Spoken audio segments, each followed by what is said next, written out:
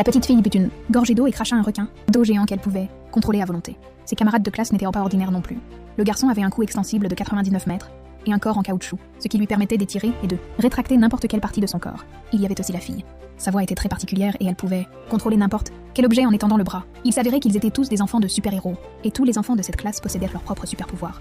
Certains pouvaient modifier le cours du temps, d'autres étaient des jumeaux capables de contrôler le temps en avant et en arrière, et d'autres encore étaient un garçon extrêmement rapide dont la vitesse ralentissait le temps. La fille dessinait. La phrase est incomplète et manque de contexte. Une traduction littérale est donc impossible. Étrangement, ces mots pouvaient prédire l'avenir. Ce garçon était encore plus puissant. Il possédait tous les super-pouvoirs, y compris l'invisibilité. Cependant, par manque de concentration, ses super-pouvoirs lui échappaient souvent. L'héroïne Xiaonai, bien que dépourvue de super-pouvoirs, possède un QI de 250 et un QE de 520.